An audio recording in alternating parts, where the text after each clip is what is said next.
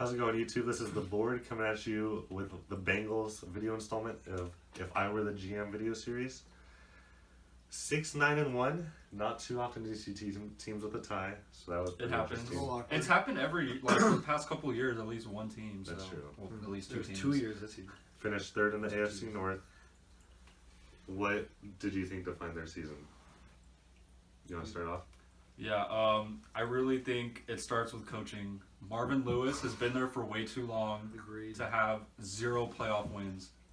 His career playoff record is 0-7. That's 0-7. That's 0 wins. Yes, 0 wins. Folks, if you have a coach there, if you have a coach that's been there for that long on like tenure, basically, you got to get rid of him if he has no playoff wins, because you're not going to go anywhere. Even if you make it to the playoffs, he doesn't have the experience to get you further into the playoffs. The fact that he's gotten there 7 times is pretty good, but the fact that he's lost all 7 is pretty bad. Again, he's in a tough division with the Ravens, Steelers. I'll give him that. But really, 0-7 in the playoffs. Okay, the Browns, whatever. But you gotta win.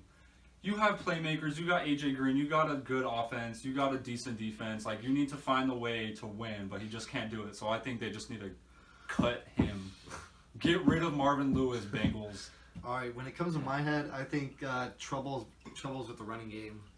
That's another key thing. Shane knows firsthand. Back to back. Every year he gets Gio Bernard and Jeremy Hill. It thinks it's going to work every year, but it doesn't. I believe that one of them would be good, and then turns out neither of them. Yeah, it's okay. Like, as much crap as I give you for it, it's a good bet thinking one of them will be good, but neither of them have been good the past 2 years. It's not Devonta Freeman, Tevin Coleman. It's Jeremy Hill and Gio Bernard. Yeah. It's a big difference. Yeah, I think what comes to mind would just be underwhelming. Like, it just seems like every year, I mean, even when they're good, it just they just underwhelming. Whether it's regular season or playoffs, it's underwhelming. Yeah, big thing, inconsistency. They come into the season every year as this is a top 10 team. They're going to make a big playoff run. You know, they have the pieces. You know, like, Andy Dalton isn't horrible. Like, he's average. He's average. He's better than a lot of teams he is probably smack dab in the middle, number 16 quarterback. Yeah, that's what I said. Yeah. They have Jeremy Hill and Gio Bernard, which I don't know what's going on there.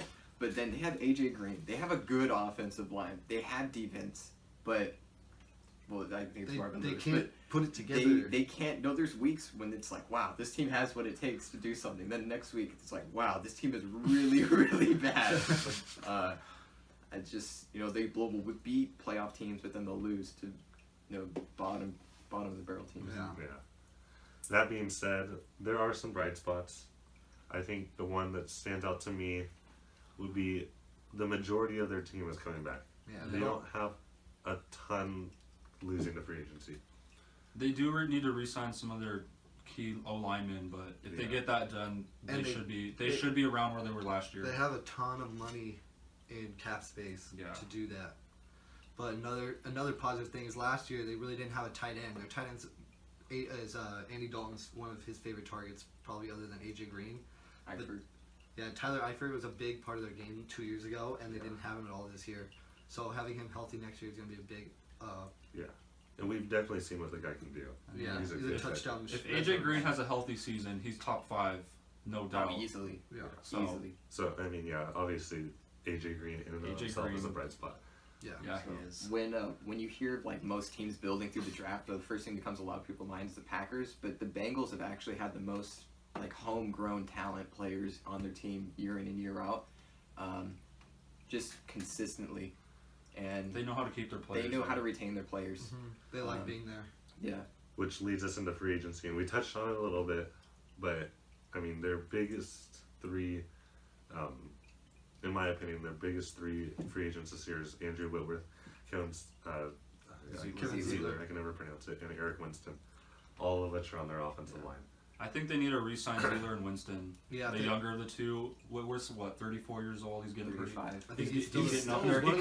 He's the best at that position. He can still perform, but long term, he's not the answer in that position. They have young guys in there who are athletic. Yeah. So I think if they want to get their running game going again, or just going in general, they need to sign these 3 guys.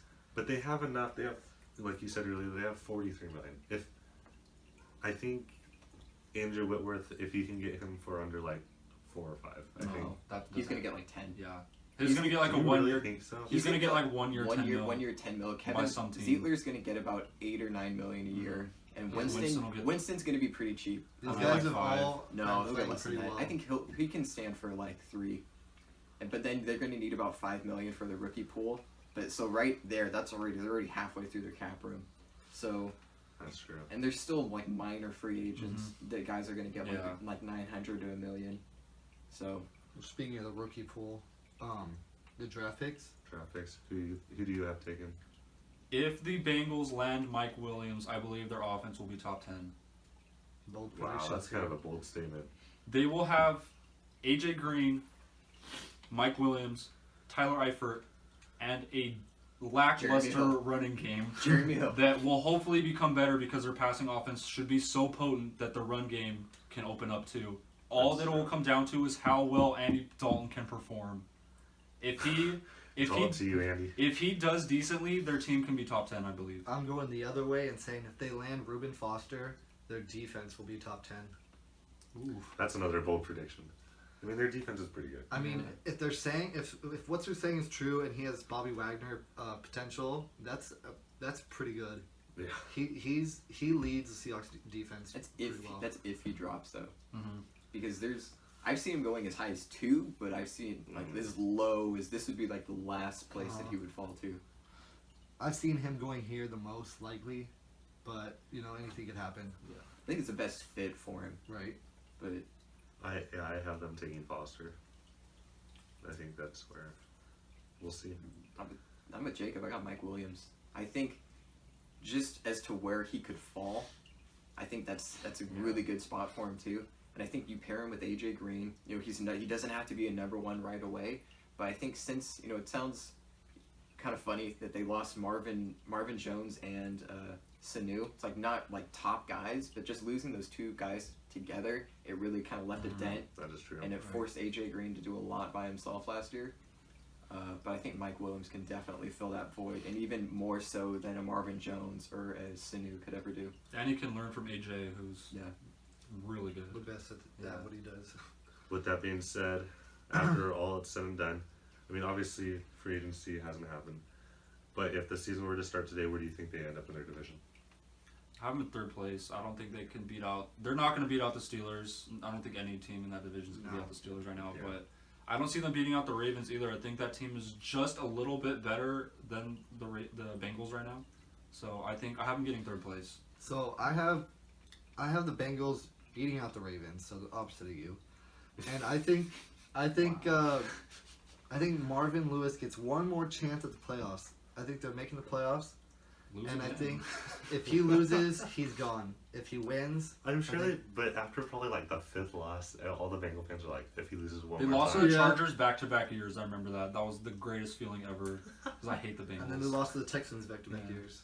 So I think I'm gonna go with 3rd. Sorry, 3rd? you had something else? No. Okay.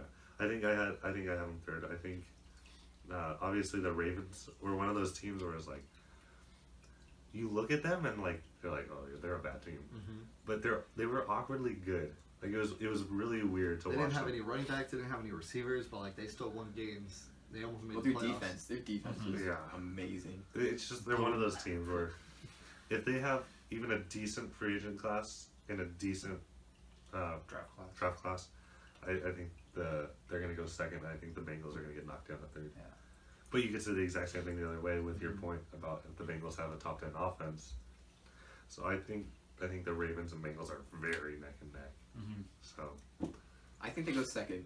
I think there's just something about the Ravens that they prove us wrong every year. They don't have like those big players that you really think of, but they just find ways to win. But I just think the Bengals are too talented to not win. They do it though. they do it though. But I think they come back. I think they come back strong. yeah, we'll see. Anything else? That was it. Fire Marvin. Fire Marvin Lewis. Yeah. Get that trending on Twitter. Yeah. Started. Hashtag Fire Marvin Lewis. Alrighty, well, as always, thanks for watching. Tune in next for the Bills, and we will see you then.